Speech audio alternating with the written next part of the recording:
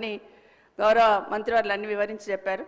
కానీ ఒకటి, మీరు పోతున్న రోడ్డు కానీ నేను పోతున్న రోడ్డు కానీ ముఖ్యమంత్రి గారు పోతున్న రోడ్డు కానీ Bijapur to Hyderabad to Bijapur road అధ్యక్ష మన్నెగూడ నుండి బీజాపూర్ వరకు కంప్లీట్ అయింది.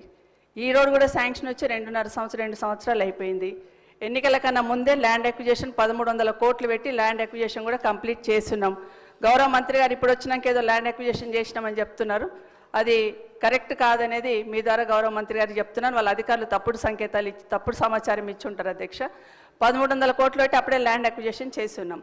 కానీ ఎందుకు ఆగింది అనేది, అక్కడ ఎంతమంది ప్రాణాలు పోతున్నాయని మనందరికీ తెలుసు అధ్యక్ష. 2 రోజులకు ఒక యాక్సిడెంట్ అవుతుంది, ఎంతమంది ప్రాణాలు పోతున్నాయి. ఎన్జిటీలో కేసు వేసిండ్రు అధ్యక్ష. ఎన్జిటీలో కేసు వేసినప్పుడు అధికారులు కరెక్ట్ అయిన ఇన్ఫర్మేషన్ ఇచ్చి దాన్ని స్టే వెకేట్ చేయించాలి అధ్యక్ష. మొన్న 13th రోజు ఎన్జిటీలో కేసు ఉండింది.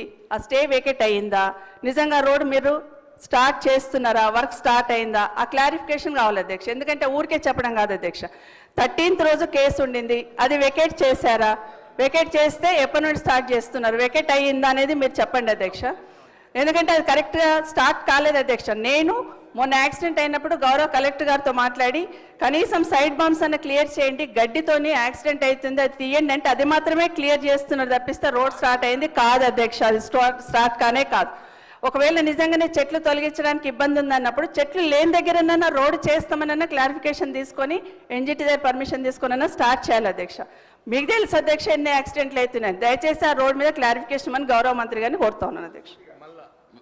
ఇది ఒక్కటే ప్రశ్నకు పరిమితమై జవాబు చెప్పండి సభ్యురాలు ప్లీజ్. అంటే సార్ ఎప్పుడు కూడా హౌస్ ద్వారా మీ ద్వారా హౌస్ ద్వారా ప్రజలను మిస్గైడ్ చేయొద్దు. ప్రాజెక్ట్ కాస్ట్ ఈజ్ 800 కోట్లు, ల్యాండ్ ఎక్విజిషన్కు 1300 కోట్లు వాళ్ళ ప్రభుత్వంలో చెల్లించిన అధ్యక్ష. నిజంగా చెప్పడానికన్నా 130 కోట్లు ల్యాండ్ ఎక్విజిషన్ పే చేసిండు.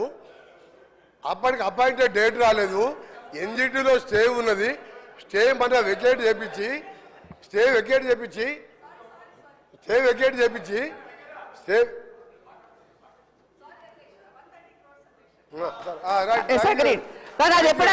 ఎప్పుడు చేస్తున్నారు సార్ అది చెప్పాలి అధ్యక్ష.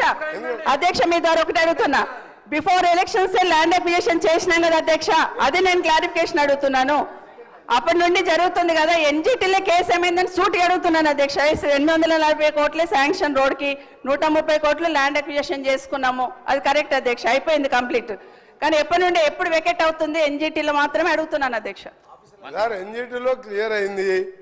28/11 రోజు అపాయింటెడ్ డేట్ ఇచ్చిండ్రు.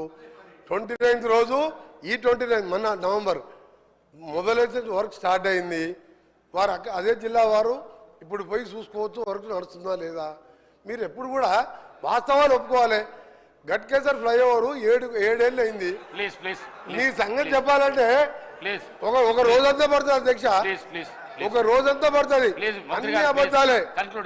ఒక్క మంచి పని చేయకుండా రాష్ట్రాన్ని 100 ఏళ్ళ విధ్వంసం సృష్టించి వీళ్ళు ఓ రోజు బేడీలు వేసుకుంటారు.